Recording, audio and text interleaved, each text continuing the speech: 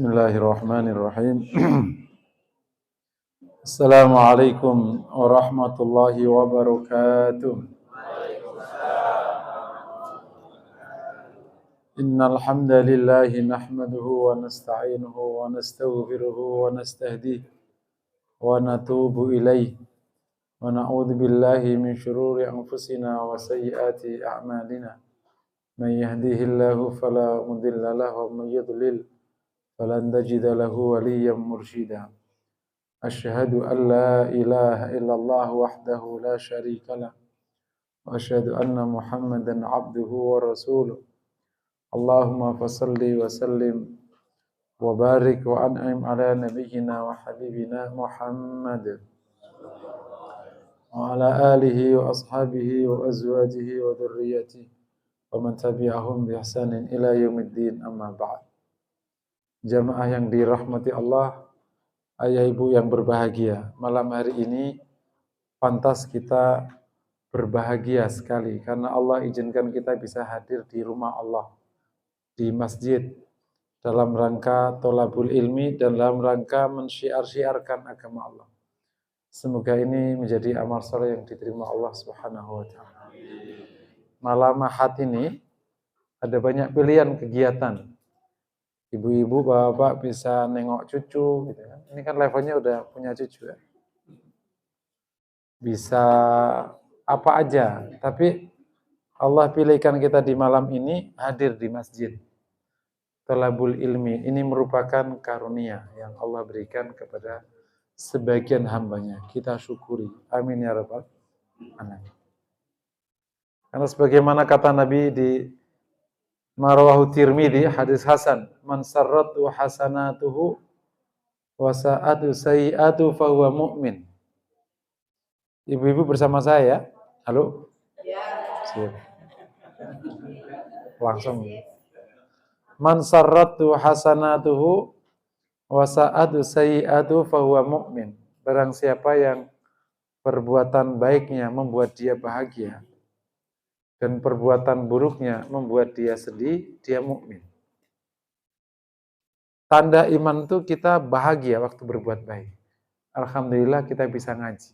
Bukan, ya gara-gara diundang Pak DKM jadi nggak bisa main nih akhirnya.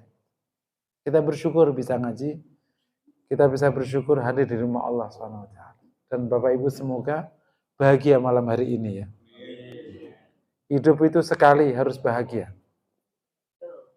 Dan bahagia yang paling bahagia adalah ketika kita bisa taat kepada Allah SWT. Temanya, sebagaimana disampaikan oleh MC, Fadilah Bulan Rajab. Ini salah satu bulan yang memang Allah istimewakan. Dan dalam bab ini, Ibnu Hajar Al-Asqalani sampai secara khusus menulis buku tentang Fadilah Bulan Rajab.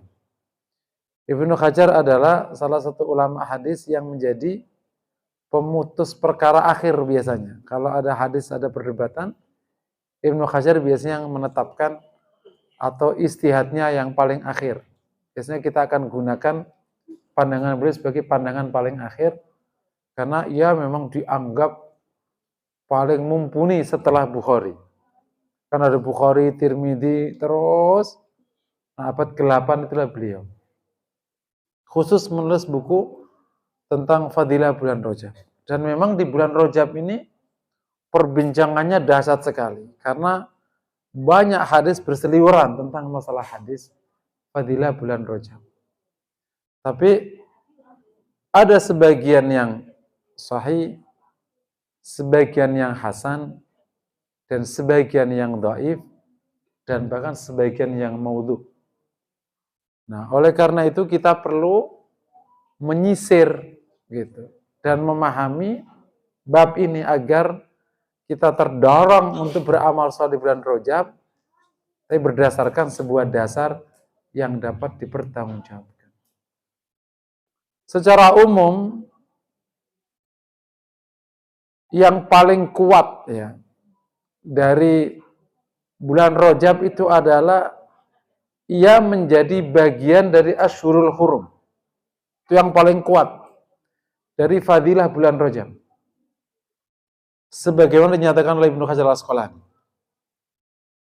Begitu ia menjadi bagian bulan haram, itu telah punya keistimewaan sendiri. Allah sebutkan surat At-Taubah, Inna iddatas syuhuri indallahi 12 syahran fi kitabillah yama khalaqas samawati wal ard minha arba'atun hurum. Allah telah tetapkan ada 12 bulan sejak Allah ciptakan langit dan bumi. Okay. Sebagian itu menjadi bulan haram. Nah, bulan haram itu ada 4. Sebagian juga disebut oleh Nabi, itu adalah Dzulqa'dah, Dzulhijjah, Muharram, dan Rojabnya Mudhar. Karena ada Rojabnya Rabi'ah namanya Ramadan. Rojabnya Mudhar, yakni Rojab, yang sekarang jadi bulan Rojab, bulan ke berapa ini? 7 atau berapa itu ya? Dari Muharram. Nah, begitu dia menjadi Asyhurul Hurum, dia sangat istimewa. Kenapa coba? Jadi background Asyhurul Hurum, bulan haram itu maknanya apa sih? Adalah bulan di mana tidak boleh perang kaum muslimin itu. Tidak boleh perang dan juga tidak boleh memerangi. Jadi di bulan haram ini itu tidak boleh terjadi pertumpahan darah. Dan tidak boleh ada kedzaliman. Termasuk di dalamnya tidak boleh ada kemaksiatan. Meskipun sebenarnya sepanjang sejarah kita tidak boleh zalim, juga tidak boleh maksiat, tapi di bulan haram lebih ditekankan. Itulah fadilah dari bulan haram. Makanya tidak boleh ada pertumpahan darah di situ. Tidak boleh ada tindakan zalim di situ. Nah, begitu masuk ke Islam, termasuk tindakan zalim adalah maksiat. Lagi-lagi meskipun tindakan zalim juga diharamkan di sepanjang bulan. Oleh karena itu, karena ini Asyhurul Hurum, maka begitu ada masalah, sebagaimana juga ketika perbuatan baik itu dilipat gandakan, maka ketika berbuat buruk juga dilipat gandakan. Itu rumusnya. Kalau ada kebaikan dilipat gandakan, di tempat atau di waktu tertentu, maka kalau ada perbuatan buruk juga dilipat gandakan. Kayak dosa di tanah suci tidak sama dengan dosa di luar tanah suci. Karena kebajikannya dilipat gandakan. Orang berbuat baik di Masjidil Haram, sholat dilipat gandakan. Kalau dia dosa, dilipat gandakan. Nah, pesan dari poin pertama ini adalah agar kita di bulan ini menyedikitkan, bahkan sebisa mungkin tidak ada kedzaliman. Jadi ini bulan kita jadi orang baik. Secara nakli ini ya. Nanti kita akan bahas aklinya. Kan di dalam analisis kan nakli dan nakli ya.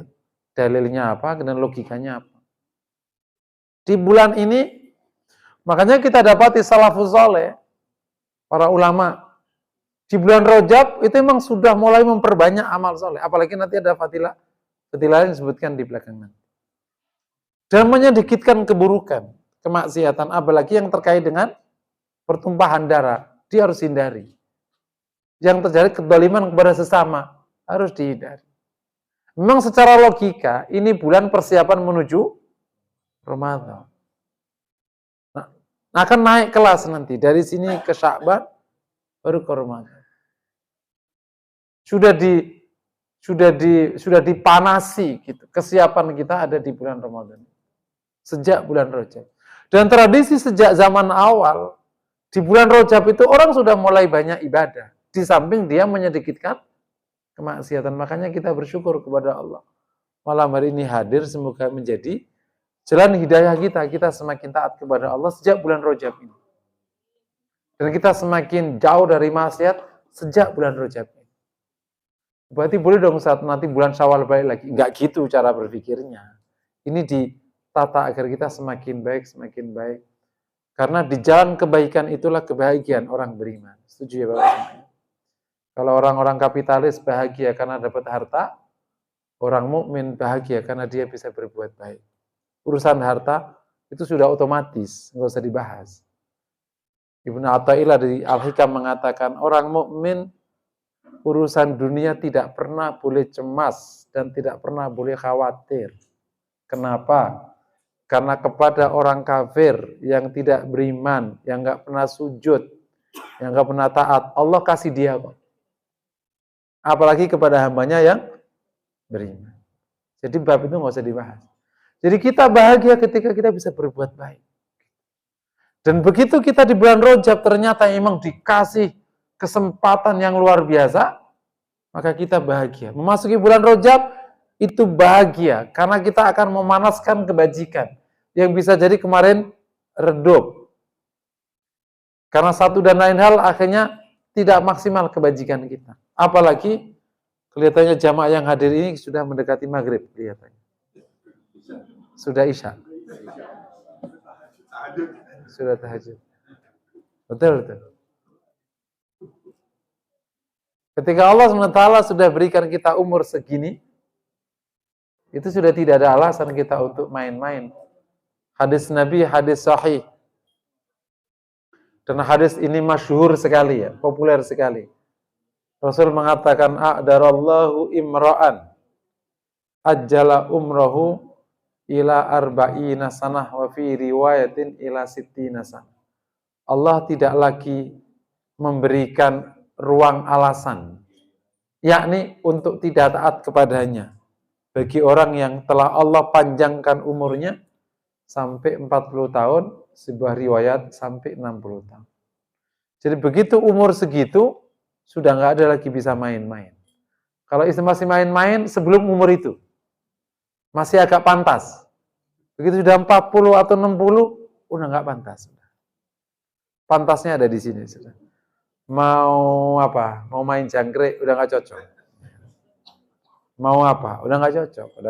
Mukanya udah cocoknya taat-taat aja. Betul. Gitu. Ini bab kalau tidak disadarkan, nggak sedikit kita di usia seperti ini masih pingin kayak anak muda. Dan itu memang dinyatakan oleh Nabi. Manusia itu di hadapan harta dan wanita, dia merasa muda. Disindir sama Nabi kita itu. Manusia itu di mata harta dan wanita, itu selalu merasa muda. Aki-aki begitu mau nikah, jangan lihat atas, ini kuat kita. Ini aki-aki padahal. Ki nggak sadar Ki, bentar lagi itu mau bau-bau tanah udah. Tapi insya Allah kalau kita rajin taklim, Allah bimbing kita, akhirnya kita semakin senang berbuat baik. Amin ya rabbal. Dan sampaikan pula bab ini ke anak cucu, ke tetangga, supaya syiar kebaikan. Nah begitu dia bagian dari Ashhurul Hurum, berarti pesannya jelas. Tidak ada kedzaliman, apalagi pertumpahan darah, tidak ada kemaksiatan. Sebaliknya akan banyak ketaatan yang diharapkan memang hadir di bulan Rajab. Apalagi Rasulullah SAW juga memberikan contoh yang luar biasa di bulan Rajab. Sekaligus menjadi fadilah kedua, hadis Hasan. Anna Rasulullah sallallahu alaihi wasallam shoma syahra Rajab aktsara ma shoma syahra Sya'ban. Nabi puasa di bulan Rajab sebanyak puasanya ia di bulan Sya'ban. Jadi mirip-mirip. Begitu Rasul memberikan keteladanan, dia puasa di bulan Rajab, maknanya berarti punya fadilah besar. Kenapa coba? Karena para ulama mengatakan Nabi itu hanya beramal yang levelnya paling utama atau utama. Dia tidak pernah turun di level di bawahnya. Level amal itu kan ada paling utama, terus utama, terus boleh, terus masyakoh, yang rumit-rumit gitu, kan ada amalnya khusus tuh. Kayak misalnya kalau lagi macet boleh jamak saja tanpa qasar. Kalau lagi apa kan itu namanya masyakoh. Terus baru di bawahnya darurat. Darurat itu bahkan yang haram diizinkan kalau ada urusan darurat. Nah, Rasul itu hanya mengerjakan yang paling utama sama yang utama. Begitu ia puasa di bulan Rajab, berarti dia paling utama. Meskipun Bapak Ibu yang dirahmati Allah, Ibnu Hajar mengomentari bab ini tentang mengkhususkan amal puasa di bulan Rajab dan hanya puasa di bulan Rajab sebenarnya tidak terlalu punya dasar yang kuat. Yang paling kuat adalah beramal soleh di bulan Rajab, salah satunya puasa. Paham nggak kira-kira? Jadi amal soleh apa aja? Rasul memberikan contoh puasa. Tapi hanya puasa, tidak ada yang lain, itu yang nggak bisa dibenarkan. Nah termasuk kalau kita dengar beberapa fadilah, yang puasa 7 hari, puasa 8 hari, dan puasa 10 hari, dan macam-macam, harusnya dhaif, bahkan maudhu sebagiannya. Tapi yang jelas kita disunahkan beramal soleh, termasuk salah satunya puasa. Saya bisa dipahami insya Allah ya. Dan memang Nabi puasa di bulan Rajab. Mengkhususkannya yang jadi perkara. Ibnu Umar radhiyallahu taala anhu, dia menjorong berpuasa di hari apapun. Nah, kalau kebiasaan orang tua kita kan puasa 10 hari bulan Rajab di awal. Boleh aja. Tetapi tidak dikhususkan selalu harus 10 boleh 10, boleh 15, boleh di tengah, boleh di akhir, boleh di awal, boleh pisah-pisah. Tidak ada aturan bakunya, yang penting memperbanyak amal soleh, salah satunya puasa. Nah, karena Nabi memberikan contoh, kita mencontohnya. Sebagai Nabi memberikan contoh puasa di Senin Kamis, puasa Ayyamul Bid, yang memberikan contoh juga puasa di bulan Rajab. Dan dari dua hal ini, kita bisa memberikan semacam prakesimpulan. Pesan utama yang disampaikan oleh tentang ayat masalah Asyhurul Hurum dan hadis tentang puasanya Nabi, pesannya jelas. Dan itu kemudian dipahami oleh para ulama, bahwa di bulan Rajab, kaum muslimin benar-benar dianjurkan memulai berbuat baik, dan mulai menyedikitkan, bahkan menjauhi betul semua bentuk maksiat. Itu cukup membuat kita terdorong beramal soleh tanpa harus dapat fadilah yang apapun namanya. Karena memang tidak cukup didapati hadis yang sahih mengenai hal-hal yang misalnya ada dapat berapa kali puluh pahala, berapa ratus puluh pahala, dan lain sebagainya. Tapi dua case, Ibnu Hajar telah mengatakan, itu cukup bagi muslim untuk bisa mendorongnya itu berbuat baik dan menyedikitkan kemaksiatan. Dan bahkan sebenarnya tidak ada bulan Rajab pun kita didorong itu. Cuman karena memang ini Asyhurul Hurum, maka dorongannya semakin kuat. Dia bulan haram. Nah, pesan utamanya agar kita bisa menjalani hal ini ya, dua ya, memperbanyak amal soleh, kemudian menyedikitkan kemaksiatan dan keburukan. Berarti PR-nya, ini yang pertama PR-nya. Kita harus paham betul peta amal soleh. Kejadiannya kalau kita beramal soleh, tapi peta amal soleh kita nggak paham, maka dapat ditebak. Amal solehnya nggak jauh dari sholat, terus puasa, ke masjid, ngaji. 4 doang amal soleh. Dan amal soleh itu seluas langit dan bumi, seluas bintang dan matahari. Itulah kenapa Rasul mengatakan mathalul alimi alal abidi kamathal qamari ala sairil kawakib. Perumpamaan orang alim yang ahli ibadah dan yang ibadah tanpa ilmu bagai bulan dibanding bintang. Imam Nawawi mengatakan setiap aku berbuat, aku selalu bisa mendapatkan 7 niat kebaikan. Jadi dia kalau tahu peta amal saleh, maka apa aja jadi amal saleh. Saya berikan contoh kecil nih ya. Ibu-ibu suaminya datang. Ya, kan bisa aja gini. Waalaikumsalam. Ma, kopinya mana? No. Ya ada apa? Udah lagi ngantuk. Ya, sorry tidur. Waalaikumsalam. Bisa nggak? Padahal begitu assalamualaikum gitu ada 10 lebih. Assalamualaikum, papa datang. Itu 2 kebajikan. Berkata baik dan wajah senyum. Senyum pahala nggak? Terus kita tanyakan, mau dibuatin apa? Menyodorkan kebaikan, pahala nggak? Ini aku tasnya aku bawain, pahala nggak? Terus ngelus-ngelus, pahala nggak? Karena kalau menyentuh suami orang haram apa enggak? Kalau menyentuh suami sendiri, halal. Sentuhlah dia. Para ulama tasawuf itu punya pandangan yang menarik. Kalau ada perkara yang perkara itu kalau melanggar haram, berarti kalau taat itu namanya berpahala.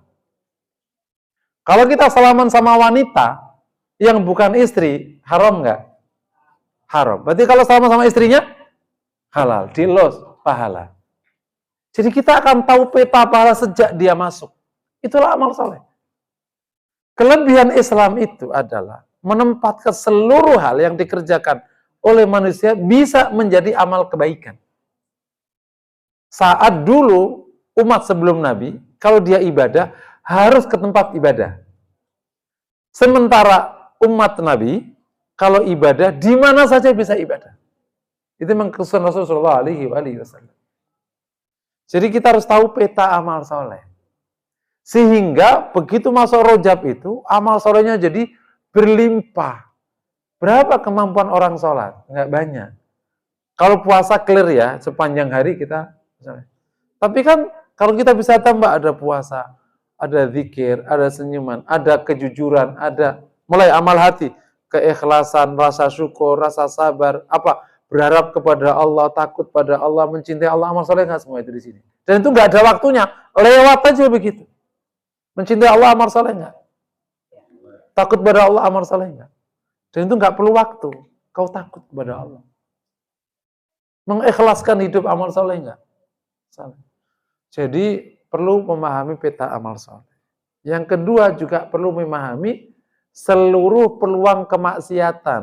Nah, nanti mungkin Bapak Ibu kalau berkesempatan ada kitab klasik ya, ada kitab klasik yang dulu biasanya dipakai oleh orang-orang Betawi juga pakai, orang di Jawa yang pesan juga pakai, namanya Sulam Taufik. Suka dipakai di pesantren ya. Setelah mengaji Safina itu, Sulam Taufik biasanya dipakai di anak-anak SD sampai Sanawi. Pasti belajar buku ini. Di situ ada judul tentang maksiat mata, maksiat telinga, maksiat hati, maksiat tangan, maksiat kaki. Jadi kita harus tahu bentuk maksiat. Jadi maksiat bukan hanya zina sama bunuh. Sumbernya banyak sekali. Jadi kita harus tahu supaya mulai Rajab itu kita terhindar dari segala macam bentuk kemaksiatan dan kita bisa menumpuk sebanyak mungkin kebajikan. Kan kejadiannya kalau kita tidak tahu peta kemaksiatan, kita merasa taat padahal kita sudah maksiat. Hari-hari loh, misalnya, Mas, duitnya kemana? Kemana wae duitnya? Sini duitnya, itu dosa apa pahala? Oh, ibu sudah ngomong dosa, terus. Atau suaminya bilang, Mas duitnya mana? Udah habis. Kok nggak ada? Ya udah nggak ada lah. Udah habis, udah dipakai makan. Dan duitnya masih di saku. Dan lain sebagainya. Jadi sebagaimana kata Nabi ya, al-jannatu aqrabu ila ahadikum min syiraki na'li wan naru mithlu dzalik. Surga itu lebih dekat kepadamu daripada tali sendal dengan sendalnya. Tali sendal ya, sendal jepit ada talinya. Dan neraka juga demikian. Jadi berbuat baik itu gampang kayak pasir di lautan, berbuat buruk juga gampang kayak pasir di lautan. Kalau kita tahu peta perbuatan baik, apa aja jadi baik. Kau ke masjid itu ada 10, 20 kebajikan yang bisa kau dapatkan. Tapi juga bisa 10, 20 keburukan bisa kau dapat. Dan kita bersyukur kepada Allah Ta'ala, kita dibimbing kepada Islam, terus dibimbing untuk talabul ilmi, semoga sedikit banyak terus kita bisa menambah dan kita bisa berlimpah-limpah kebajikan. Amin ya rabbal. Jadi itu PR-nya itu yang pertama. Ya. PR yang kedua adalah tentang visi hidup atau tentang niat hidup.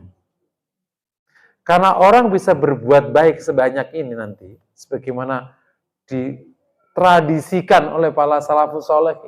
Begitu Rajab itu, kalau yang suka di Torekohan, Rajab itu mulai ada kebiasaan namanya khalwat. Jadi para murid biasanya dikandangkan di pesantren di masjid, 10 hari di masjid itu itikaf, namanya khalwah. Khalwah di bulan Rajab, nanti ada khalwah lagi di bulan Ramadan. Sudah dimulai memang. Gitu. Jadi sudah mulai dikandangin. Ya kalau yang memang sudah pensiun, sudah mulai sering masuk masjid. Jangan masuk ke empang mancing.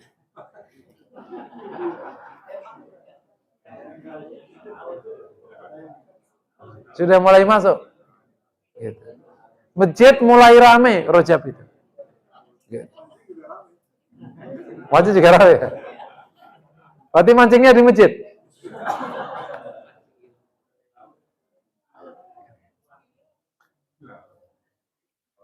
Jadi yang kedua itu PR-nya adalah tentang niat hidup atau mungkin kalau di bahasa namanya visi hidup. Karena orang tidak akan maksimal berbuat baik kalau visinya bukan di situ. Itu mirip gini. Kalau orang tidak punya visi membesarkan perusahaan, tidak mungkin dia akan kerja maksimal di perusahaan. Betul. Tong, lo kerja ngapain? Itu disuruh sama istri ribet. Karena kalau nggak kerja, duitku udah banyak. Tapi ya kerja aja. Karena aku dulu punya kenalan deket ya dulu. Kita sama-sama tinggal di Cawang kita, di Komplek Angkatan Laut. Yang Usman Harun tuh. Itu aku punya temen tuh setiap pagi pergi dia. Ngapain? Disuruh sama tante. Dan duitnya udah banyak. Ngapain? Ya pakai dasi aja kemana? Pergi aja lah. Gitu. Emang dia pergi aja. Padahal nggak kerja. Yang penting pokoknya gua pagi bawa dasi. Duitnya mau udah banyak, emang dia punya duit. Kira-kira kalau orang nggak punya visi untuk membesarkan mau kerja nggak? Kita nggak punya visi bahwa kebajikan itu tujuan hidup. Kita mau berbuat baik. Ya sekenanya aja perbuatan baik. Jadi harus punya visi yang kuat yang nanti perbuatan baik itu menjadi arusnya. Dan visi itu namanya visi akhirat. Karena hanya akhiratlah yang membuatmu harus berbuat baik. Karena kalau untuk dunia, kau bisa mendapatkannya tanpa berbuat baik. Banyak orang tukang maksiat duitnya banyak, betul nggak kira-kira? Makanya kalau ada orang ngomong kayak gini, perasaan gue udah taat banget, sholat banget, kenapa duit gue dikit? Emang gak ada urusannya. Ada orang taat Allah kasih, ada orang taat juga Allah nggak kasih. Tapi kalau kita ingin bahagia di akhirat, satu-satunya jalan, kita beramal saleh. Karena dengan amal solehlah yang membuat kita cukup bekal kita masuk ke akhirat. Tanpa amal soleh kita nggak cukup. Nah, itu PR kedua adalah visi akhirat. Nah, sekarang pertanyaan mumpung ini bulan Rajab. Karena memang sedang fadilahnya luar biasa ya, didorong betul untuk beramal soleh. Sungguhkah amal soleh itu menjadi bagian dari visi hidup kita? Nah, dengan bahasa lain, ibarat semua, qadarullah sudah umur segini, udah pantas lah. Kita bisa bertanya, apa sedang kau cari dalam hidupku? Apa yang sedang kita cari dalam hidup kita ini? Apa yang sedang kita cari? Begitu kita jawab, yang kita cari adalah ridhonya Allah. Yang kita cari adalah rahmatnya Allah. Yang kita cari adalah kebahagiaan kelak di akhirat. Kau akan terus memaksimalkan amal saleh. Apa aja jadi amal soleh. Hartamu jadi amal soleh, posisimu jadi amal soleh, kesehatanmu jadi amal soleh, ilmumu jadi amal soleh, rumahmu jadi amal soleh. Saya sering kalau ngomong ke ibu-ibu di pengajian ibu-ibu, jadikan apa saja dari afat yang kita miliki jadi amal soleh. You punya rumah, bikin majelis di rumah, nggak cukup, bikin apa aja kebajikan di rumah itu. Punya apa. Waktu saya masih sering ngisi di birokrat ya sekarang juga masih ngisi. Kan banyak beberapa jamaah yang sudah naik kelas, sekarang yang sudah jadi deputi itu apa. Saya selalu pesan kepada teman yang sudah naik kelas sekarang, sejak saya ngaji dulu menjadi staf, sekarang udah jadi deputi misalnya, tolong rajin-rajin bikin anjuran. Anjuran deputi itu sama dengan perintah. Tapi kalau perintah anak buah sama dengan berisik. Hai anak buahku, tim yang ada di bawah direktoratku, kalau ada adzan tolong segera ke masjid ya, anjuran. Kalau perintah kan harus ada dasarnya, anjuran. Kira-kira pada jalan ke masjidnya, amal saleh. Sama, kita punya anak, kita punya istri, harus menjadi amal soleh semua. Hai anakku, aku didik agar kau jadi orang. Saya setuju Bapak semuanya. Kebutuhan kita kepada anak soleh lebih tinggi daripada kebutuhan kita terhadap dia yang kaya. Kita inginlah anak kita kaya, betul? Inginlah anak kita sukses, berlimpah-limpah, posisinya bagus, karirnya setinggi langit. Tapi kita lebih butuh dia jadi orang soleh. Karena apa? Yang ngalir ke kita itu kesolehannya. Sementara hartanya dimakan sama istrinya, bukan sama kau. Yang didik siapa? Bapak-bapak. Nyekolahin siapa? Bapak-bapak. Hasil kerjanya yang makan bukan bapak-bapak. Kalau bapak mau makan juga nggak banyak, karena bapak-bapak sudah nggak boleh makan banyak. Posisinya yang menikmati bukan bapak-bapak, kan yang diajak foto bukan bapaknya, yang diajak foto istrinya, betul? Begitu dia menjadi deputi atau apa, yang diajak foto siapa? Istrinya atau bapaknya. Yang kerja siapa, yang dapat mengunduh siapa, itulah hidup. Tapi kalau kesalehan, kau akan petik hasilnya. Terutama di saat-saat yang paling sedikit agak melebar sedikit ya. Ada 2 saat yang sangat genting yang kita butuh anak soleh. Yang pertama saat sakaratul maut. Saya beberapa kali ketemu keluarga, itu agak gregetan betul. Sakaratul maut malah anaknya nyingkir. Karena kalau nggak soleh, nggak bakal berani ngadepin sakaratul maut. Pasti dia nyingkir. Padahal waktu sakaratul maut, orang itu butuh dibimbing oleh orang yang hidup. Untuk bisa mengakhiri dengan kalimat, La ilaha illallah. Kalau nggak ada yang membantu, setan terus menggoda sampai nggak bisa mengatakan itu. Nggak bunyi kata itu. Tapi atas bimbingan anakmu yang soleh itu, kau mengatakan, La ilaha illallah. Indah nggak begitu? Siapa yang mau dampingin? Siapa? Direkturmu. Kabur dia. Mitra bisnismu. Kebenaran mati ya. Sahamnya gue ambil. Dan lain sebagainya. Yang kedua, saat engkau pertama kali masuk liang lahat. Ada satu kondisi paling genting yang kalau kita gagal sepanjang hayat. Ini pertanyaan, mungkar wa nakir. Butuh anak soleh di situ. Kita mengikuti wasiatnya Amr bin As. Amr bin As itu salah satu sahabat Nabi yang Allah kasih kecerdasan politik tinggi, perang juga piawai, dan pokoknya orang ini nggak pernah kalah lah, ini orang ini. Apa pesannya ke anaknya? Hai anakku, saat nanti Allah panggil aku, dan semua orang membawaku ke liang lahat, kemudian semua orang menutupi aku dengan tanah. Mereka meninggalkanku. Tungguilah aku. Karena saat itu aku ditanya oleh mungkar wa nakir. Doakan aku agar aku bisa menjawab. Insya Allah kalau anak kita saleh doanya mustajab nih. Tapi doanya anaknya nggak saleh. Makanya ada doa yang bagi semua kita yang mungkin ngikuti melayat, doakan kepadanya pas lagi awal kayak gitu. Salah satu doanya, Allahumma warhamhu macam-macam, Allahumma tsabbithu inda su'al. Ya Allah, tegarkan ia waktu pertanyaan mungkar wa nakir. Jadi bisa jawab. Anak soleh yang berani nungguin itu, Pak. Ditungguin betul. Kalau dia dimakamkan pagi, ditungguin sampai sore. Orang sudah pergi sendirian. Malaikat datang, nggak urus pokoknya, aku akan doakan ibuku sekarang waktunya. Kan harus nunggu semua pergi. Kalau masih satu nanti datang nggak usah dibahas kayak gitu. Pokoknya malaikat akan turun dan datang aja. Kan masih ada saya, nggak penting dibahas. Yang penting pokoknya mungkar wa nakir bakal datang begitu orang pada pergi. Nah, saat itu orang butuh didoakan. Nah, karena anaknya doain di samping. Jadi karena sahabat mulia dan nggak ada satu sahabat yang menolak, bisa aja diikuti. Mendoakan agar ayahnya bisa. Kalau udah jawab, udah aman posisi kita.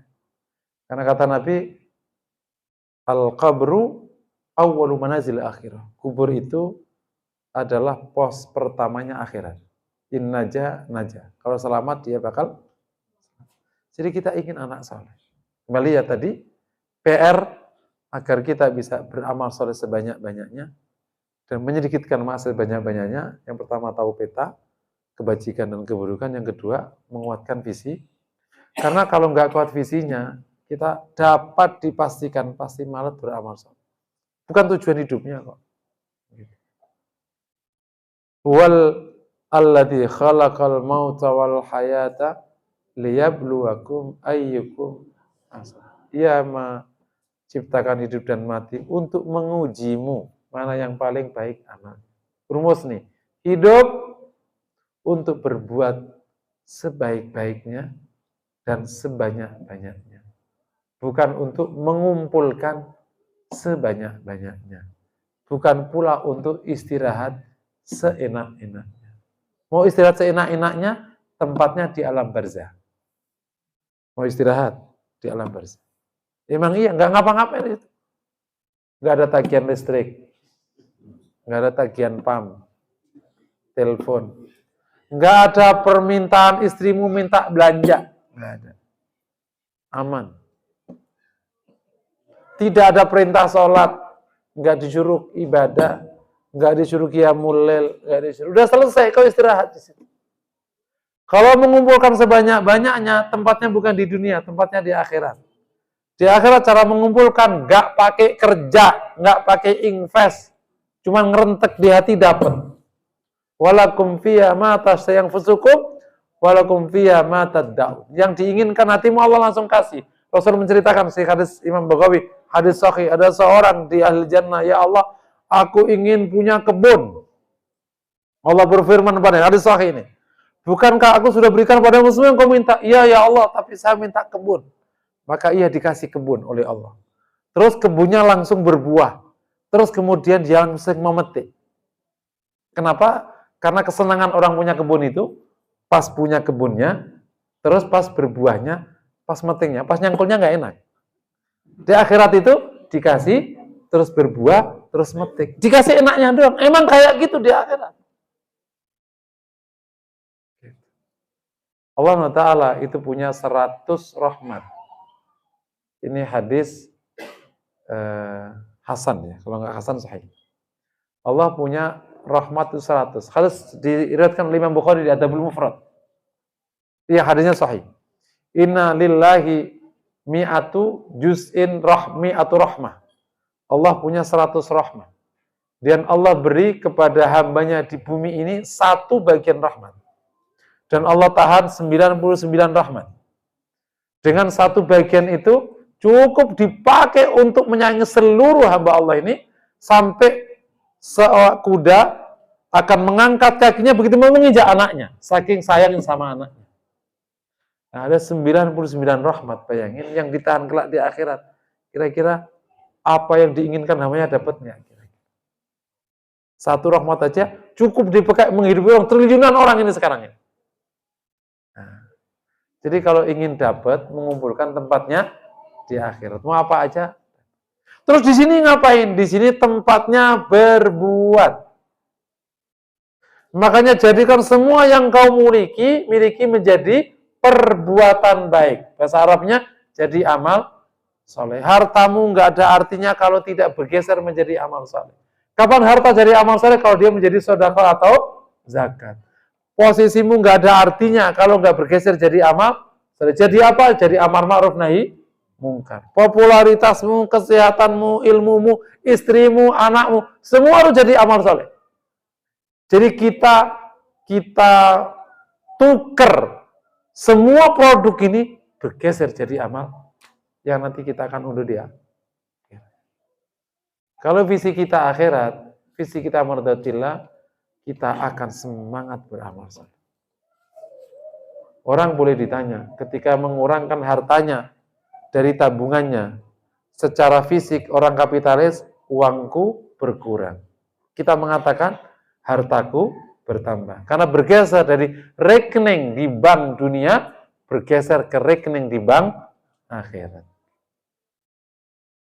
Yang rate-nya berlipat-lipat dari bank dunia. Di bank dunia rate-nya hari ini paling berapa? 9% udah top. Antum dapatnya paling 5%. Yang syariat sekitar 5% rate-nya, rate per tahun. Kalau inti investasi maksimal 20% per tahun, itu top. Kalau ada investasi kasih 40%, bodong. Karena average orang bisnis memang 20% per tahun, dikasih ke investor 10%. Itu bagus banget sudah. Makanya banknya ngasihnya 5. Tapi begitu kau injekkan di bank of akhirat, dapatnya berapa persen? 7.000%, itu paling awal. 1.000% paling awal. 70.000%. Kan kali 10 kali lipat, berarti berapa? 1.000%. Kalau 700 kali, berarti 70.000%. Kali tak berhingga. Untung nggak kira-kira? Semoga kita semua bersemangat beramal saleh. Apa aja jadi amal saleh. Dan karena ini sudah masuk bulan Rajab, semoga Allah bimbing kita. Tidak ada kebahagiaan bagi orang mukmin yang masih diberikan hidup melebihi ketika Allah mudahkan ia beramal saleh. Karena itu keberuntungannya. Kapitalis mungkin mengatakan, kapitalis ya, tidak ada keuntungan melebihi ketika aku bisa mendapatkan materi sebanyak-banyaknya. Begitu dapat sebanyak-banyak, itulah aku beruntung, itulah aku sukses. Orang mukmin tidak ada yang lebih beruntung daripada ketika Allah mudahkan dia bisa berbuat. Makanya kalau kita terus menambah amal saleh, insya Allah nanti Allah modali amal saleh. Ya Allah, aku ingin sedekah banyak. Perusahaanku kecil. Ya Allah, besarkan agar bisa ngalir. Emang maunya dibawa ke sana. Mirip seorang suami kan berkata, ketika ditanya, "Bah, mau ke mana?" "Kerja." "Nyari apa, Bah?" "Ya kan untuk kalian kan udah gede. Nih Abah harus lebih pagi ini masuk kantor. Udah pada kuliah." Gitu. Begitu dapat duit, dikasihkan ke anak-anaknya. Tapi masuk dia dulu nggak? Masuk dia dulu. Dia dapat nggak juga? Kita mau beramal soleh untuk orang miskin, orang sana, orang sana. Masuk ke kita dulu. Kabar baiknya yang dikeluarkan lebih sedikit daripada yang tersimpan, betul nggak? Zakat cuma 2,5%, naik mungkin 10%, mungkin 20%, maksimal kata Nabi 33,3% sepertiga. Minta untuk semua di batas maksimalnya sudah kok sepertiga dari hak. Sekarang saya ada komunitas pengusaha yang telah berkomitmen pakai tanda tangan sedekah dari keuntungan perusahaannya 20%. Kalau ibu bapak mau gabung, ayo gabung. Tapi nggak apa-apa, saya buka yang komitmen keuntungan perusahaan 10% dulu juga nggak apa-apa. Atau 5% dulu nggak apa-apa. Tapi sekarang sudah ada yang 20%. Ada beberapa orang sudah. Nggak apa-apa. Karena perjuangan Indonesia itu butuh harta. Karena orang mata duitan. Kalau dia bisa berbuat buruk karena uang, bisa berbuat baik karena uang. Itulah filosofi zakat, sedekah, dan lain sebagainya. Jadi syarat kedua apa tadi? Menguatkan visi hidup. Maka insya Allah, karena biasanya kalau nggak dijelasin kayak begini ini, kalau hanya didorong menggunakan fadilah-fadilah, itu kayak didorong pakai es krim. Wah ini pahalanya banyak sebentar. Tapi kalau nggak masuk visi hidup, habis itu geser lagi. Kayak orang yang memang tidak ingin kerja. Dia hanya kerja karena sekedar datang. Akhirnya dapat bonus. Siapa yang rajin kerja, maka nanti dapat bonus. Tapi sebentar. Kenapa? Nggak masuk di visi. Kalau masuk visi, nggak usah pakai gitu juga kenceng. Karena bagian dari tujuan hidupku. Memang aku hidup untuk berbuat baik. Gitu. Maka sukses hidup ditentukan seberapa banyak aku berbuat baik. Bukan seberapa banyak kau kumpulkan tanah. Meskipun kau jadi tuan tanah. Ya, itu poin kedua. Poin ketiga, agar kita bisa melaksanakan, memaksimalkan amal soleh, terus menyedikitkan keburukan, ketiga adalah menjaga suasana hati agar nyaman dengan kebajikan namanya. Itu dalam bahasa yang di lapangan namanya menata syahwat. Agar dia berselera baik. Jadi menjadi mutmainnah. PR-nya terkadang ini kita ingin baik, tapi nggak cocok seleranya tuh. Masuk masjid ngantuk, begitu gaple semangat. Weh, perasaan lo tadi pas Jumatan ngantuk, kok jadi semangat? Memang saya kalau masuk masjid langsung ngantuk, kayak jin dibacain Quran kepanasan. Terkadang PR besar termasuk kita sudah berumur kayak gini. Selera ini belum ketata. Kan yang jadi PR tuh kita ingin baik, tapi kita nggak nyaman berbuat baik. Nggak nyaman gitu loh. Jadi kayak pernah lihat nggak fenomena orang masuk Jumat, tapi itu nggak masuk masjid sampai si imamnya mau qomat. Dia di luar yang ngerokok. Biasanya di masjid perkantoran biasanya. Anak-anak muda itu yang anak baru-baru itu namanya juga bocah kan, baru kerja, duduk aja dia, duduk aja. Nggak masuk masjid, tetap aja. Begitu sudah mau khutbah kedua baru masuk ke masjid. Itu fenomena emang dia nggak bisa masuk ke masjid, emang belum nyaman. Orang seperti itu dikasih gable pasti senang. Itu namanya seleranya belum bergeser. Kita wajib menggeser selera. Jadi kalau kita hanya berbuat baik tanpa menggeser selera, kita nggak akan panjang. Makanya saya tadi awali dengan hadis Nabi, man sarratuhu hasanatuhu wasa'atuhu sayyi'atuhu fahuwa mu'min. Barang siapa yang perbuatan baiknya membuat dia baik, itu bahagia sekali berbuatan baik.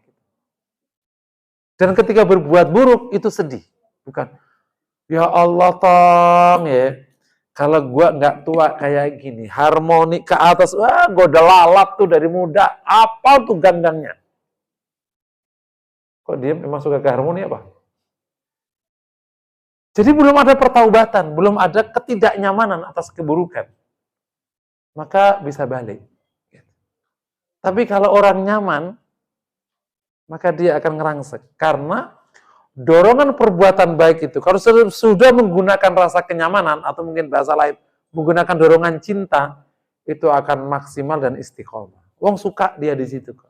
Kalau bahasa di kerjaan namanya, passionnya memang sudah di situ. Kalau nggak passionnya, ya tetap aja akan berhenti. Nggak passionnya, nggak nyamannya dia. Makanya kalau Anda ingin sukses, kerjakan yang membuatmu nyaman. Itu di situ aja sudah. Nyamanmu jualan air, ya sudah, berarti emang suka air kau. Es doger kayak itu apa, pokoknya air. Nyamanmu services, emang suka nyervis orang, berarti bikin perusahaan jasa. Dan lain sebagainya. Aku tuh suka kalau masak, ya udah berarti bikin resto. Kalau kau nggak suka masak, nggak usah bikin resto. Nggak akan pernah sukses, karena ya kamu nggak suka masakan. Kamu takut gemuk. Kamu takut gemuk kok bikin resto. Kalau memang ingin gemuk, gak boleh itu punya resto.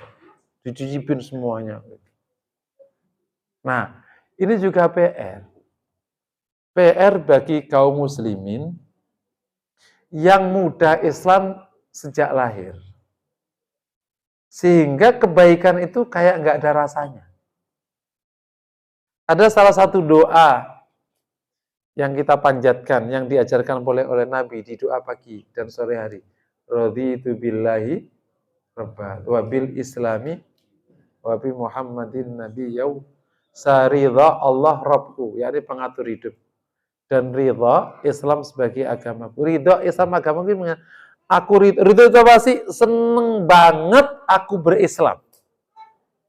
Yakni seneng banget taat. Itu ridha itu gitu.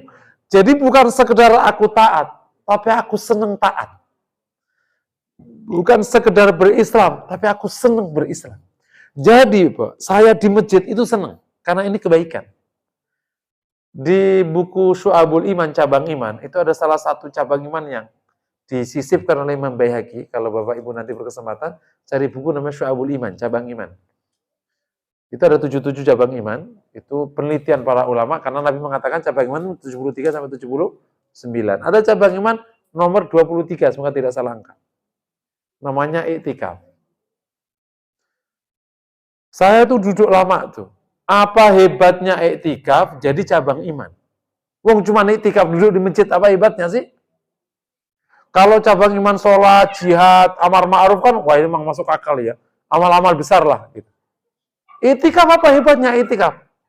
Iktikaf itu kan duduk di masjid gini aja kan. Kalau ngaji namanya nih ngaji. Iktikafnya yang Bapak duduk namanya iktikaf. Karena itu menjadi penimbang pertama selera. Itu hikmahnya. Jadi kalau kau ingin tahu siapa dirimu, itu kenalilah kamu kalau nongkrong ada di mana. Kamu nyamannya tuh duduk di mana. Kalau kamu nyaman di masjid, semoga kau jadi orang baik. Tapi kalau kamu nyamannya duduk di tempat maksiat, ya berarti kamu enggak. Aku tuh ya, kalau di pub itu, lama, seneng banget gua. Kayak dunia itu fresh gitu. Di masjid pusing, ngantuk. Berarti emang kamu nggak berselera. Karena masjid ini akan mengeluarkan orang yang tidak suka kebaikan. Pasti akan keluar dari masjid. Nggak bisa. Masjid memang innama ya'muru masajidallah man amana billah wa yawmil akhir wa aqamas shalah wa ataz zakah wa lam yakhsha illallah. Yang memakmurkan masjid itu hanyalah yang beriman kepada Allah dan hari akhir. Mendirikan salat, menunaikan zakat, dan tidak takut kecuali kepada. Jadi kalau orang memakmurkan masjid, semoga dia jadi orang beriman. Yakni imannya baik. Jadi maksud saya apa sih tadi? Bab tentang membangun selera baik, atau bahasa lama namanya memastikan nafasnya itu mutmainnah. Sehingga kita bukan sekedar berbuat baik, tapi cinta berbuat baik. Bukan sekedar berbuat baik, tapi senang banget dan nyaman berbuat baik. Itu baru kita nanti bisa maksimal di bulan Rajab. Jadi begitu dia zikir, dia kayak kalau bahasa di dunia seni namanya ekstasi. Gitu.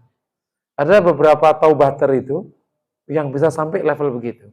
Karena taubatnya nasuha. Jadi salah satu, saya punya kenalan orang entertain, taubat.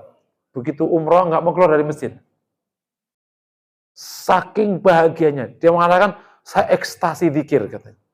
Dia udah di masjid aja, sama sekali nggak mau keluar dari masjid. Akhirnya makanya dibawakan.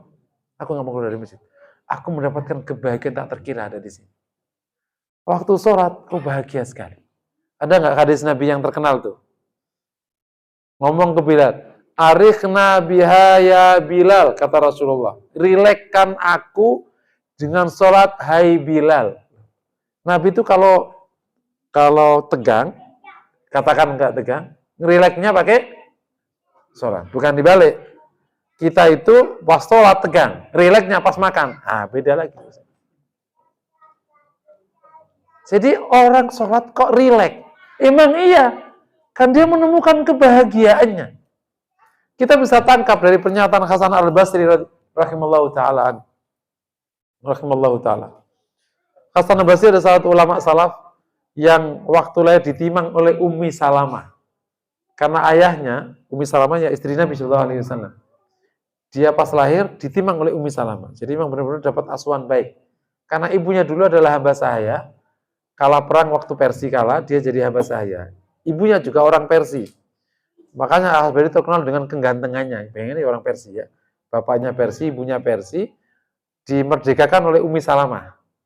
Makanya dia menjadi maulanya Ummi Salamah.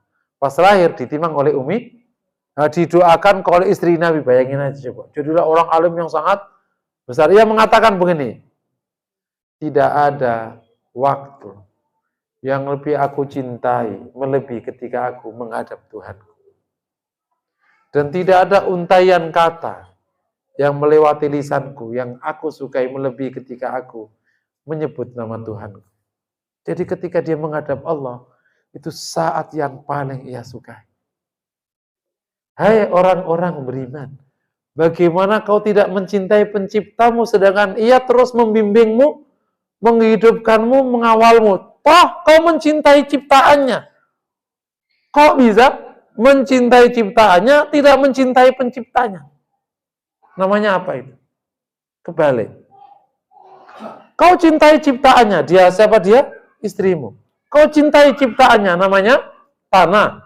Kau cintai ciptaannya, namanya kendaraan. Kau cintai ciptaannya, namanya properti, namanya perusahaan.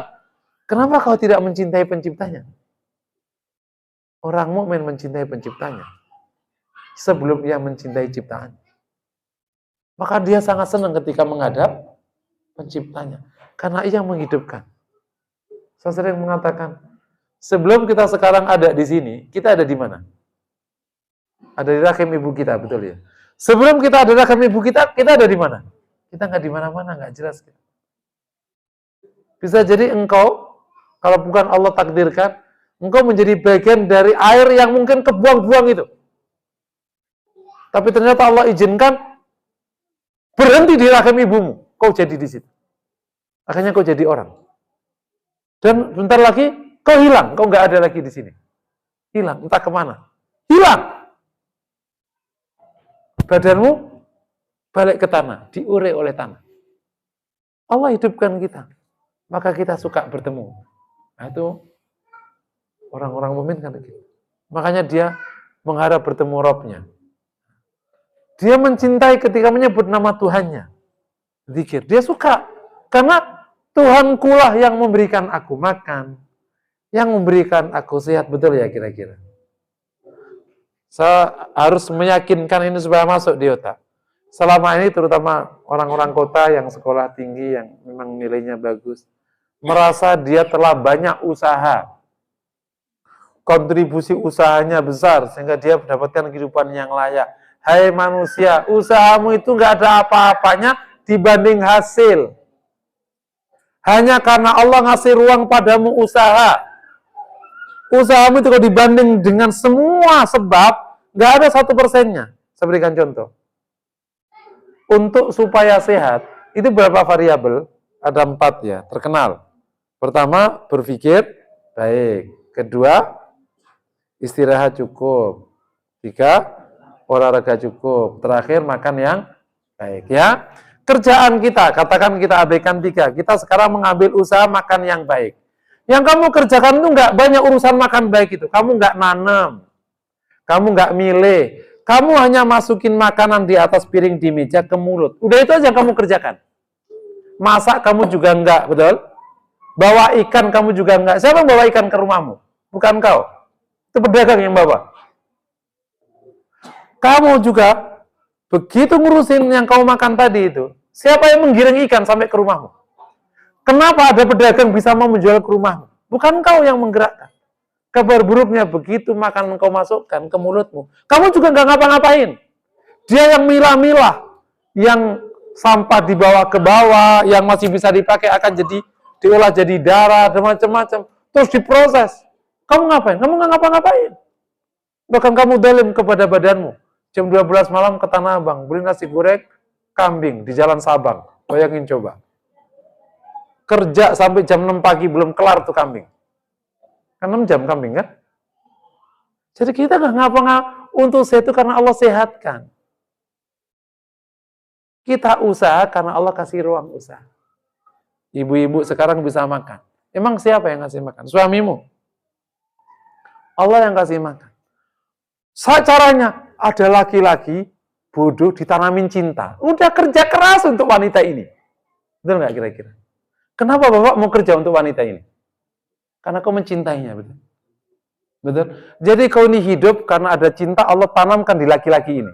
Begitu dicabut, udah nggak mau ngasih duit padamu sudah. Betul nggak kira-kira? Siapa yang menjaga cinta di laki-laki ini kejaga? Allah jaga.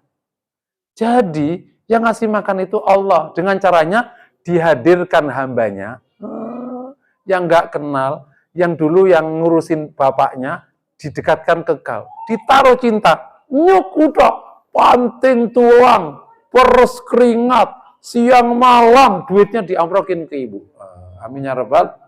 Yang kerja siapa, yang menikmati siapa. Itulah rumah. Bapak yang kerja, betul nggak? Yang pegang ATM siapa?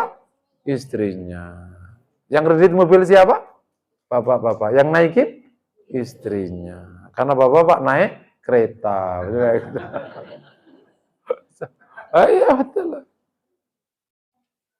Dan jadi Allah yang menghidupkan kita, yang membimbing kita, maka kita senang bertemu dengannya.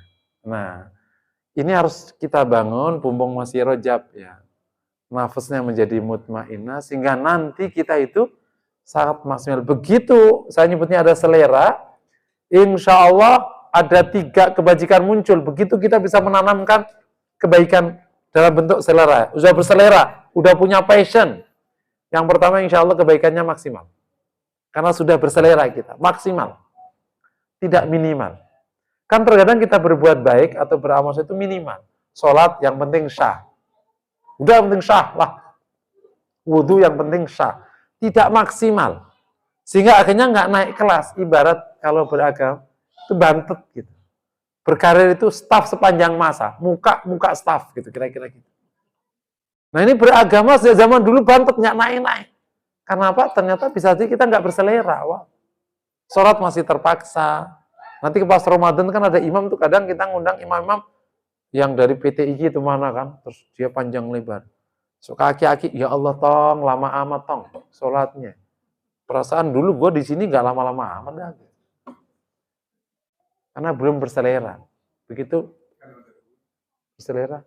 Oh selera tapi itu nggak kuat juga ya. Duduk lah, langsung duduk gitu. Boleh kan? Yang kedua, insya Allah istiqomah. Karena kita senang. Yang jadi masalah kalau kita berbuat baik berhenti karena nggak seneng kitanya. Nah yang ketiga, pas menjalaninya juga menjadi sumber kenikmatan tersendiri. Dalam bahasa berkembang di motivasi itu namanya kebahagiaan spiritual. Spiritual itu lebih tinggi hasilnya daripada kebahagiaan material. Bapak kalau mau cek aja di tes hormon. Hormon endorfin keluar dari sholat tahajud yang khusyuk jauh lebih banyak daripada waktu makan sop kambing. Orang makan sop kambing seneng ya, bahagia. Atau bagi perokok suka ngerokok, seneng endorfin kan keluar tuh. Pokoknya meskipun dia kena masalah, tapi dia sehat karena hormon endorfinnya mengcover. Itu kata yang rokok ya. Kenapa kok aku merokok tapi masih 60 tahun? Hormon endorfin katanya. Dia mengcover nikotinnya. Dan lain sebagainya. Nah, kami ulangi lagi ya. Kalau dengan 3 modal tadi, ya tahu peta amal saleh, visi hidup memperbaiki syahwat, nafas, semoga kita bisa memperbanyak amal saleh di bulan Syawal. Cukup fadilahnya ia menjadi bagian dari Asyhurul Hurum dan dicontohkan Nabi mengambil peran seperti itu udah lebih daripada cukup. Selebihnya tidak cukup banyak ditemui fadilah yang sifatnya bombastis. Memang ada beberapa hadis dhaif dan maudhu yang besar sekali fadilahnya. Tapi apa artinya fadilah tapi dari hadis maudhu? Kan nggak ada artinya. Berarti Nabi nggak mengatakannya. Gitu. Kalaupun ada dhaif, tapi dhaif yang berat, Ibnu Hajar tidak menyarankan. Dan Ibnu Hajar salah satu ulama Syafi'iyah ya, yang kalau berpendapat dahsyat sekali. Kalau ngambil dari mazhab yang lain mungkin beda mazhab, ini seorang ulama Syafi'iyah, ahli hadis yang luar biasa, dia tidak menyarankan lebih jauh daripada itu. Nah, apa amal soleh yang dianjurkan waktu bulan Rajab itu? Jawabannya sebagaimana nyata oleh para ulama, termasuk Imam Nawawi, itu adalah seluruh amal soleh dianjurkan. Apa ada yang khusus? Nggak ada. Tapi bisa nggak dicontohkan? Bisa. Contohnya puasa. Ya, puasa contoh amal soleh pertama di bulan Rajab. Karena Rasul memberikan contoh. Tapi tidak dikhususkan. Bisa dipahami insya Allah. Kenapa kok puasa? Karena amal soleh puasa itu adalah amal soleh pintu kebajikan. Begitu kita puasa, itu banyak kebajikan yang bisa kita raih. Karena amal soleh itu adalah sebuah amal soleh yang bentuknya tidak beramal. Si puasa itu apa? Kan nggak ngapa-ngapain kan? Kalau kita sholat kan ada pergerakan, wudhu, ke masjid, terus bergerak. Kalau puasa apa? Amal solehnya? Nggak ada. Kau nggak makan itulah amal solehmu. Artinya begitu dia puasa, dia telah melandasi harinya jadi amal soleh. Kan sekedar menggeser makan aja kan. Kalau kau makan jam 6, jam 12, jam itu jadi kau tidak puasa. Begitu kau geser makan jam 4 sama jam 6 jadi puasa. Jadi amal lebih daripada itu. Begitu kau puasa, maka insya Allah kau akan terdorong banyak berbuat baik. La'allakum tattaqun. Dan begitu kau berpuasa, maka insya Allah juga as-saumu junnah, kata Nabi. Saum itu adalah perisai. Kamu akan tertahan dari maksiat. Itulah gunanya puasa menjadi contoh pertama amal di bulan Rajab. Karena kan didorong berbuat baik sebanyak-banyaknya dan menghindari perbuatan zalim sebanyak-banyaknya. Maka amal saleh namanya saum. Saum itu amal saleh yang mendorong kebaikan sebanyak-banyaknya, menghentikan keburukan sebanyak-banyaknya. Maka insya Allah kita kalau rajin puasa akan banyak kebaikan. Bagi yang sudah berpuasa, teruskan puasa. Yang belum, mulailah puasa. Tidak ada ikatan waktunya. Meskipun misalnya beberapa tradisi suka 10. Ya karena logikanya 10, itu ada sepertiga dari 30. Insya Allah kali 10 udah cukup lah. Gitu. Sebenarnya gitu aja. Tapi boleh nggak 15? Boleh. 21? Boleh. Bahkan 10. Kalau sepanjang Rajab dipuasain semua, boleh juga. Baik. Cuma memang, kalau tradisi salafus saleh para ulama memang tidak full. Jadi kira-kira Rajab, terus Sya'ban itu mendekati full. Ramadan full. Kira-kira kayak gitu. Kalau dibuat ritmenya gitu. Katakan misalnya di sini 15, 20 full, misalnya kayak gitu. Atau 15, 23 full, kira-kira kayak gitu kira-kira. Tapi ya, niatnya ya puasa Rajab. Terus apalagi yang dianjurkan? Adalah banyak sedekah. Gitu. Karena nanti akan banyak sedekah di Ramadan. Jadi kalau mau dibuat gampang, sebagian ulama termasuk beberapa ulama di Saudi, apa aja yang dianjurkan di bulan Ramadan, itulah kau mulai di bulan Rajab. Nah, di bulan Ramadan itu semua amal soleh dianjurkan, tapi yang terkenal ada 9. Nah, itulah yang kau kerjakan. Pertama kan saum sendiri, betul ya? Tapi sana hukumnya wajib, di sini hukumnya sunnah. Yang kedua qiyamul lail. Nah, berarti di sini juga nanti ada. Yang ketiga zikir. Disunahkan banyak berzikir. Yang keempat disunahkan banyak tilawah Quran. Terus nomor 6 disunahkan banyak sedekah. Nanti hadisnya satu-satu banyak. Terus setelah itu disunahkan i'tikaf. Maka di Rajab juga bagus i'tikaf. Itu makanya dulu ulama pada ngajak muridnya khalwah. Kalau di tarekat Naqsabandi atau Qadiriyah atau apa, diajak khalwah. Khalwah itu apa? Ya i'tikaf itu sebenarnya, khalwah itu sebenarnya. Ya i'tikaf di masjid itu sebenarnya. Cuman diajarin zikir supaya nggak berisik, dikotakin. Itu teknik kan. Dikasih kelambu-kelambu gitu. Supaya nanti nggak ngobrol. Nah sekarang nggak ngobrol tapi bawa WA, ya repot lagi akhirnya. Kalau pasti nggak boleh pakai handphone. Diambil biasanya handphone. Kayak gitu ya, akhirnya masih mau dikotakin, ya tetap aja WA, akhirnya ngobrol sama handphone akhirnya. Nggak boleh. Disunahkan pula banyak berdoa. Disunahkan pula juga thalabul ilmi. Itu di bulan puasa. Jadi di bulan Rajab itu pertama puasa, yang kedua qiyamul lail. Qiyamul lail disunahkan sepanjang masa, tapi ditekankan begitu masuk bulan Rajab. Semoga Allah mudahkan kita qiyamul lail ya. Saya kasih tip bagi yang memang susah bangun malam di ujung, maka qiyamul lailnya kayak Ramadan aja. Sholat Isya langsung qiyamul lail gitu. Kan waktu kita Ramadan, qiyamul lailnya kapan? Kan ba'da Isya kan. Kita namanya tarawih, ya kan? Itu qiyamul lail. Jadi kita bisa ba'da Isya langsung qiyamul lail. Insya Allah kejaga jadinya. Nanti kalau bisa bangun qiyamul lail lagi nggak apa-apa. Tapi nggak usah diwitirin. Gitu. Kalau kita gitu, insya Allah sepanjang masa bisa qiyamul lail. Nah, bagi yang sudah terbiasa bangun jam 2:30, ya udah, berarti milih yang 2:30 aja. Itu lebih baik. Disunahkan pula apa tadi? Berzikir ya, banyak berzikir. Udah zikir aja. Lagi kita udah segini-segini mau ngapain? Udah pensiun kan? Atau masih pada kerja? Udah kaya kan? Mau ngapain kerja? Sudah. Amin ya rabbal. Saya doain. Yang penting kaya atau yang penting kerja? Kaya. Nggak kerja nggak apa-apa, betul ya? Dan lain sebagainya. Zikir yang banyak-banyaknya. Saya dapat tip dari Habib Muhsin Al-Attas ya kalau nggak salah. Yang menjadi pembinanya Majelis Rasulullah. Dia tinggalnya di Kebayoran Baru. Untuk menjaga zikir dia ngantongin ininya pakai tasbih kecil. Waktu saya ketemu ke rumahnya, dia ngobrol sama saya.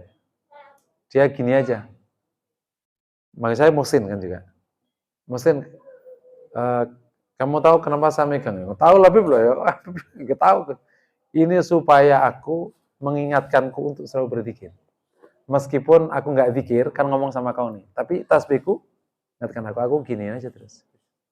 Itu tip agar kita zikirnya lama. Dikantongin aja di sini.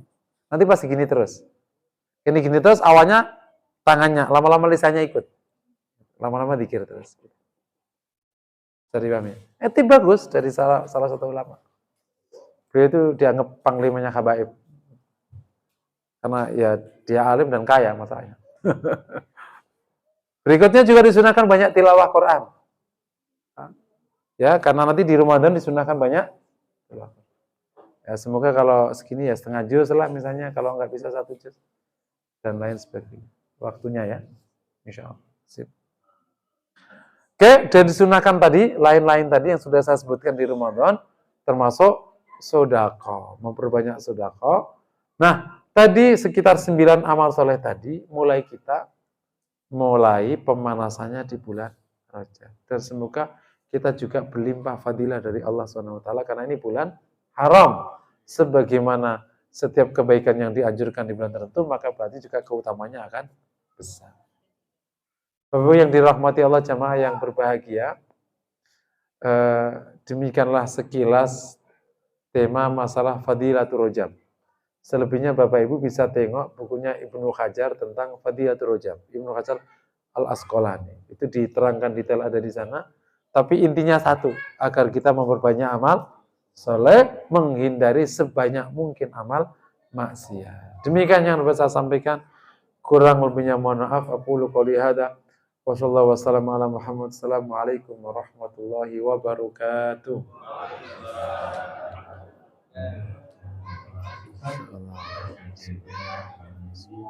Tak lupa kami mengucapkan terima kasih sebesar-besarnya kepada Ketua DKM Silaturahim Haji Yunus beserta dengan para jajarannya, kemudian Bapak RT, DKM 01, 02 dan 03.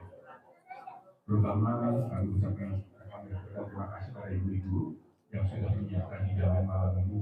Insya Allah ini menjadi catatan kebaikan. Amin.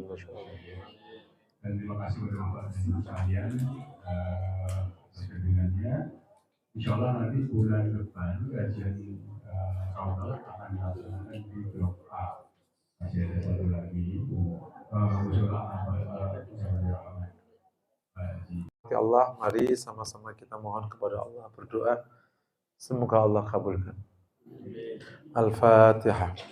A'udzubillahi minasyaitonir rajim. Bismillah. Alhamdulillah.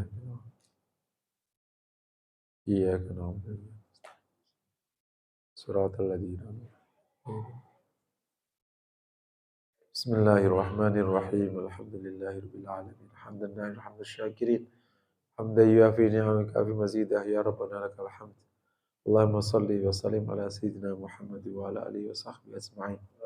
Allahumma ighfir lana wa tub alaina innaka antat tawwabur rahim. Ighfir lana wa li walidayna warhamna kama rabbayana shighara. Allahumma ati nufusana taqwaha wa zakkina khairan zakah. Allahumma ya hayyu ya qayyum la ilaha illa anta ilaika nastaghis aslih lana syu'unana kullah wa la takilna ila anfusina tarfata 'ain. Allahumma ya fattahu ya mannan iftah lana abwaaba rahmatik wa aftah lana abwaaba karamika wa judika wa aftah lana abwaaba rizqika ya akramal akramin. Allahumma hdina ila ahsanil a'mal wa ahsanil akhlaq la yahdi ila ahsaniha illa anta wasrif anna sayyi'a ila anta. Allahumma a'inna ala dzikrika wa syukrika wa husni ibadati. A'inna ala ta'ati ya rahman rahim. A'inna ala taqwa. A'inna ala salah. Rabbana atina fid dunya hasanah wa fil akhirati hasanah wa qina adzabannar. Wa sallallahu wasallam ala Muhammad wa ala alihi wa sahbihi wasallam. Walhamdulillahi rabbil alamin. Alhamdulillah, akhirnya kajian malam ini maka